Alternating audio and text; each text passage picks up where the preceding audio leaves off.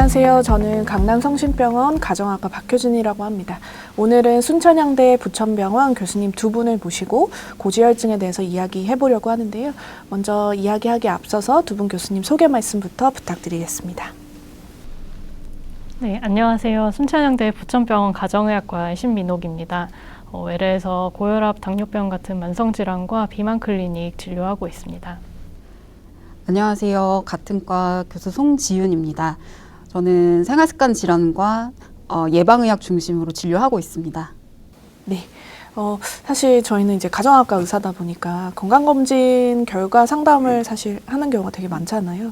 그러면 뭐 중장년층 위주로 해서 고지혈증을 이제 처음으로 진단받게 되는 분들이 상당히 많고, 그런 분들한테 제가 약 처방을 하려고 하면 사실 자기는 콜레스테롤이 높아서 아무 불편한 게 없는데 왜 약을 먹어야 되냐, 그렇게 얘기하시는 분들이 많아요. 사실 이런 분들을 좀 설득을 시키려면 고지혈증이 어떤 건지부터 좀 설명을 해주시면 좋을 것 같습니다. 네. 고지혈증은 이제 저희가 일반적으로 쓰는 표현이고, 의학적으로는 이상지질혈증이라고 표현을 하는데요. 이는 이제 혈액 속에 지질 성분인 콜레스테롤의 여러 종류가 있어서 대표적으로 나쁜 콜레스테롤인 LDL 콜레스테롤부터 좋은 콜레스테롤인 HDL 콜레스테롤, 그리고 중성지방, 이런 수치들이 정상 범위에서 벗어나 있는 경우를 의미합니다. 단순히 음식 문제만으로 보기는 어렵고, 간에서 합성되는 콜레스테롤과 그리고 유전적인 소인, 그리고 생활습관이 같이 영향을 주는 질환입니다. 환자분들이 콜레스테롤을 음식 문제로만 생각하시는데 실제로는 체내 합성이 더 중요한 경우가 많습니다. 그래서 식단만으로는 해결되지 않고 반대로 식단과 운동으로 좋아지는 경우도 많습니다. 개별적인 접근이 필요한 질환입니다. 네, 사실은 이제 특히 나이가 있는 분들은 식단이나 운동을 이렇게 뒤늦게 열심히 하신다고 하시더라도 사실 콜레스테롤 수치가 아주 드라마틱하게 개선되는 경우가 그렇게 많지는 않은 것 같아요. 그죠? 네. 네, 맞습니다. 그러면은 그런 경우에는 좀 환자분들한테 좀 어떻게 좀 설명을 해주시나요? 이제 특히 말씀하신 대로 중장년층에서는 콜레스테롤이 높다는 걸 질환으로 잘 못 받아들이시는 경우도 많고, 약을 먹는다는 것 자체에 대해 부담감과 거부감이 심하신 경우도 많은데요. 그런 경우에는 일단은 충분히 이 질환에 대해서, 위험성에 대해서 설명을 드린 후에 그럼에도 좀 거부감이 있으시면 일단 2달 정도 지켜본 후에 그때 피검사를 해봐서 그때도 높으면 약을 먹자, 이렇게 말씀을 드리면 그렇게 따라와 주시는 경우가 많습니다. 송지윤 교수님은 좀 환자분들한테 뭐 식단이나 운동도 사실 중요하기는 한데 그런 부분은 좀 어떻게 말씀을 해주시는지. 네, 말씀 주신 대로 식단, 운동, 체중 조절 굉장히 중요한데요. 사실 체내에서 합성되는 콜레스테롤이 많기 때문에 대략 간에서 70-80% 정도, 음식으로는 한 20%인데 사실 이런 생활습관 요법만으로 우리가 원하는 목표치까지 떨어뜨리기는 쉽지가 않습니다. 더군다나 여성분들 이제 폐경하시고 50세 이상 넘어가게 되면은 더욱더 그 호르몬 불균형 때문에 이 수치를 잘 유지하는 게 어렵기 때문에 이제 심혈관계 질환이나 뭐 뇌졸중이나 이런 여러 가지 그 위험한 질환들, 뭐 생명을 위협하거나 후유증을 남길 수 있는 질환들에 대해서 좀 설명을 드리면 또 치료를 잘 따라오십니다. 네. 그러면 사실 우리가 앞에서도 아까 심민옥 교수님 말씀해 주셨지만 우리가 흔히 이제 고지혈증이라고 표현은 하는데 사실 의학적으로는 뭐 고콜레스테롤 혈증 혹은 뭐 이상지질 혈증 이렇게 얘기를 하잖아요. 우리가 이제 편하게 고지혈증이라고 이야기를 한다고 치면 이 고지혈증은 그러면 어떻게 이제 진단을 받는다고 보시면 될까요? 일단은 혈액 검사가 가장 중요할 것 같습니다. 혈액 검사는 통해서 이제 각 콜레스테롤 종류마다 수치를 보게 되고요. 그래서 증상으로 느껴지지는 않는 경우가 많기 때문에 피검사가 더욱 중요할 것 같습니다. 네. 보통 저 같은 경우는 사실 건강검진으로, 특히나 요새는 건강검진은 거의 뭐 매년 혹은 2년마다 하시니까요. 건강검진으로 진단되는 경우가 제일 많을 것 같고, 또 우리가 건강검진 하시다 보면 사실은 이 혈액검사뿐만 아니라 뭐 경동맥 초음파라든지 특히나 요즘은 뭐 심장 혈관 CT를 찍으신다던가 뇌혈관 MRA라는 그런 MRI 검사도 같이 하시는 경우가 많거든요. 그러면 고지혈증 환자에 있어서 혹시 추가해 주실 만한 그런 같이 보면 좋을 검사 같은 거 추천해 주셔도 좋을 것 같아요. 네네. 이제 고지혈증 검사 하실 때 이 총콜레스테롤, LDL, HDL, 콜레스테롤, 중성지방 가장 기본으로 그렇게 보시고요. 이제 최근에 새롭게 추가해서 좋은 검사는 아포B, 아포A1 이런 검사들을 좀 추가하시면 좋습니다. 최근에 이제 중성지방이 좀 심혈관계 위험인자로서 중요성이 조금 더 높아지고 있는데요. 우리가 이제 LDL 콜레스테롤을 중점적으로 보고 그게 높으면은 이제 심혈관계 위험도가 높다 생각을 했는데 이게 완전히 코릴레이션이 안 되었던 거죠. 그러니까 잔여 콜레스테롤을 체크할 수 있는 수치가 아포비라고 또 알려져 있습니다. 그래서 그 수치를 검진 항목으로 추가를 하시면 좋고 그 외에도 경동맥 초음파 혹시 이제 목에서 뇌로 가는 혈관에 기름때가 껴있다든지 아니면 좁아져 있다든지 확인하시는 게 좋고 말씀 주신 그 뇌 MRA 검사도 좋고요. 심장 혈관 CT 그리고 심장 혈관의 석회화 점수를 좀 체크해 보는 것도 좋고 네 그런 검사들이 있습니다. 아까 송지현 교수님께서 아포비라고 하는 이제 용어를 언급해 주셨는데요. 우리가 실제로 뭐 일반적으로 하는 그 콜레스테롤 4종, 지질 4종 검사 이외에도 좀 도움이 될 만한 혈액 검사가 있는 것 같아요. 그죠? 예, 맞습니다.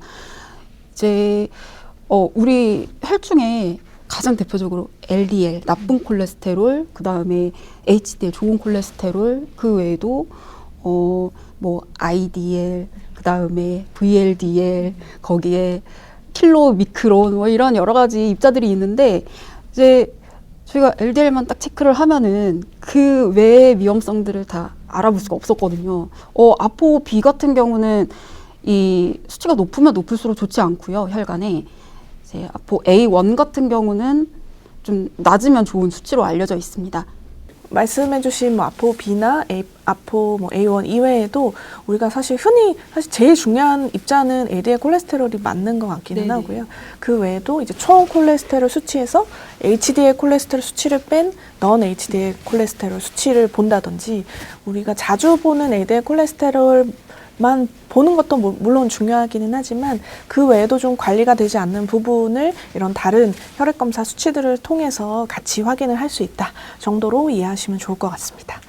그리고 이제 제가 아까 잠깐 언급했던 것처럼 이 저희가 보통은 이 고지혈증을 진단이 되면 고지혈증 진단 자체는 이제 콜레스테롤 수치로 진단을 하게 되는 거잖아요. 그러면 이 진단 기준에 대해서 좀 설명을 해주시는 것도 좋을 것 같아요. 네, 일단 일반적으로 콜레스테롤 수치를 기준으로 진단을 하는데요. LDL 콜레스테롤 기준으로는 130까지를 정상으로 보고 160이 넘으면 고지혈증이라고 진단을 하게 됩니다. 그래서 약물 치료를 고려할 수 있다 이렇게 되어 있고요. 190이 넘어가는 많이 높은 경우에는 일단 약물 치료와 생활습관 개선 치료를 병행하는 것을 권고하고 있습니다. 그 외에도 HDL 수치도 이제 혈관에 좋은 콜레스테롤이기 때문에 일정 수준 이상으로 유지를 하는 게 목표가 되는데요. 여성분들 같은 경우에는 50 이상, 남성분들 같은 경우에는 40 이상으로 유지를 하는 것이 좋습니다. 그리고 총 콜레스테롤 기준으로 진단 기준을 말하기도 하는데 240 이상일 경우에 고지혈증 그러니까 이상지질혈증으로 진단을 하게 되고요.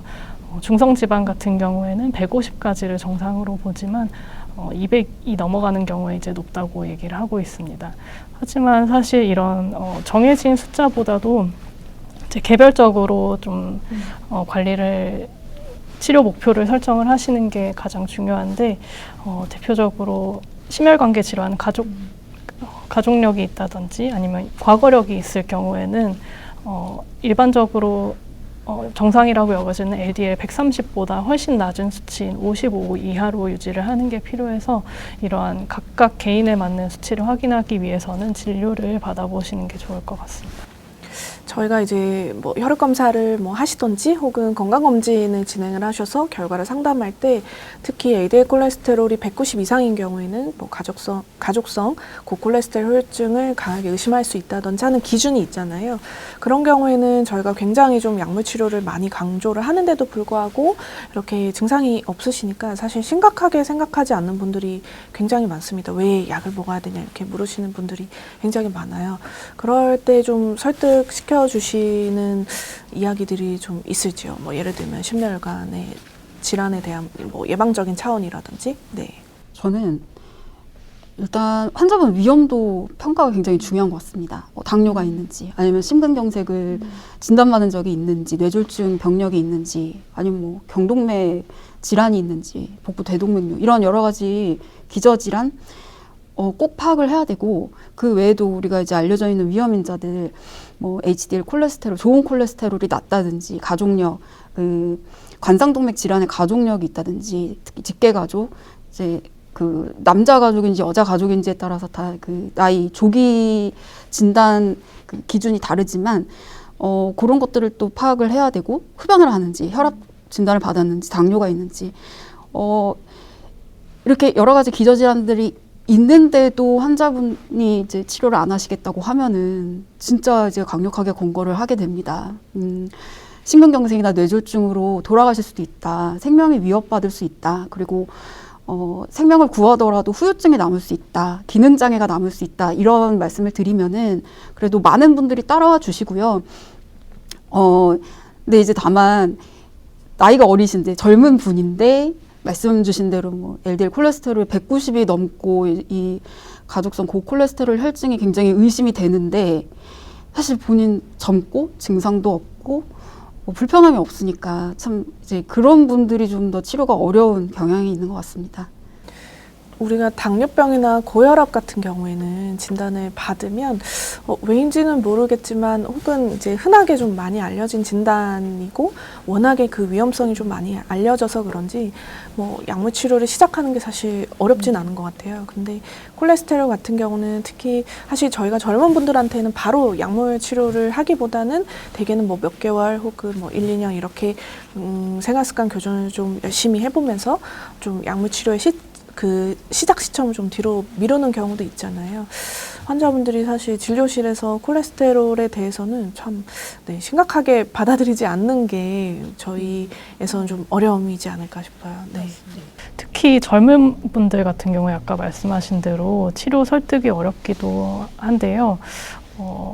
본인이 이제 고지혈증 약은 시작하면 이제 평생 먹어야 된다는 인식이 있는 약이기도 해서 그래서 아직 젊은데 지금 시작해서 언제까지 내가 약을 먹어야 되냐 이런 식으로 질문하시면서 약에 대한 거부감을 나타내시는 경우가 많습니다. 하지만 저는 오히려 이제 젊은 분에서 높을수록 더 철저한 관리가 필요하다고 설명을 드리는데요. 특히 이제 LDL 콜레스테롤이 높은 거에 노출된 기간이 길수록 혈관에 미치는 악영향이 훨씬 더 커지기 때문에 젊은 분들 같은 경우에는 당장 약물 치료를 시작하지 않더라도 생활습관 개선, 강력한 생활습관 개선을 권고를 해서 꼭 추적 검사를 2개월에서 3개월 뒤에 해보시도록 그렇게 권고를 하고 있습니다. 제가 실제로 봤던 환자분들 중에서는 사실 생활습관 개선만으로 개선된 예는 딱 한 건 정도 있었는데요. 젊은 30대 초반 여성분이셨는데 이제 평소에 되게 고칼로리 음식들을 즐겨 드시고 뭐 치킨이나 피자나 이런 거를 선호하시는 대로 드시다 보니까 LDL 콜레스테롤이 거의 200에 가깝게 나왔던 분이었습니다. 네, 3개월 뒤에 이제 제가 해야 할 생활습관 개선 이제 식단이라든지 운동이라든지 이런 거를 교육을 하고 추적 검사를 해봤을 때는 LDL이 130대로 크게 떨어져서 이제 1년에 한 번 정도씩만 혈액 검사를 추적 관찰하고 있는 분이 있는데요. 사실 이런 케이스 아주 드문 케이스 외에는 특히 이제 40, 50대 이상에서 발견이 된 경우에는 생활습관 개선만으로는 크게 떨어지진 않는 경우가 사실 더 많습니다. 저희가 고지혈증으로 이제 처음 진단된 분들 같은 경우는 말씀해주신 것처럼 뭐 초기에는 좀 약물 치료 없이 좀 지켜보는 기간이 있는데 그런 기간을 가지는 이유 중에 또 하나는 뭐 예를 들면 이제 급성기에 다른 전신 질환이 있으시다든지 뭐 최근에 뭐 갑상선 기능에 좀 문제가 있었다든지 다른 뭐 콜레스테롤 수치에 좀 변화가 있을 수 있는 전신 상태가 있는 경우에 또 있을 수 있기 때문에 그런 부분을 좀 진료 시에 좀 여쭤보게 되거든요. 그래서 뭐 초기에 또 급격하게 단기간에 다이어트를 하신 분들 같은 경우에는 이 지방 분해가 활발해지면서 일시적으로 콜레스테롤 수치가 좀 올라가는 경우가 있습니다. 요새 또 다이어트들을 많이 하고들 계시니까요. 그래서 좀 그런 나이가 젊고 뭐 어떤 전신 상태에 다른 이유로 인해서 콜레스테롤이 증가될 수 있다고 생각이 되는 경우에는 뭐 충분히 좀 시간을 가지면서 뭐 몇 개월 동안 이제 약물 치료하지 않고 생활습관 교정으로 좀 지켜보면서 혈액 검사를 추적 검사하면서 보는 경우들도 있는 것 같습니다. 오늘 두 분 교수님이랑 이야기를 나눠보니까 이 고지혈증이라고 하는 질환은 증상이 없지만 우리가 중요한 심뇌혈관 질환을 예방하기 위해서 꼭 치료해야 되는 질환이다. 이렇게 좀 정리를 할 수 있을 것 같은데요. 마지막으로 이 고지혈증 치료에 있어서 치료의 필요성에 있어서 환자분들께 각각 꼭 해주고 싶은 말씀 한마디씩 해주시면 좋겠습니다. 네, 요즘에는 건강검진을 많이들 하시면서 1년에 한 번씩은 혈액검사를 해보시는 경우가 많은데요. 거기에서 고지혈증 관련한 콜레스테롤 수치가 높게 나오시는 경우에는 꼭 한번 진료를 보시고 가볍게 생각하지 마시고 5년 뒤, 10년 뒤 뇌혈관과 심근경색, 그리고 심혈관 질환의 건강을 위해서 한번 진료 상담을 받아보셨으면 좋겠습니다. 나쁜 콜레스테롤이 높으면 혈관에 찌꺼기가 쌓이고 그것 때문에 좁아지고 그 찌꺼기가 터지면은 그게 날아가서 심혈관을 막으면 심근경색, 뇌혈관을 막으면 뇌졸중 이런 치명적인 질환이 되니까요. 검진이나 혹시 피검사를 통해서 콜레스테롤이 높다, 안 좋다 이야기를 들으시면 언제든 진료 보시고 생활습관 요법, 약물 치료 적극적으로 하시길 바랍니다. 네, 오늘 두 분 교수님 이야기 감사드립니다. 네, 이것으로 마치도록 하겠습니다. 감사합니다.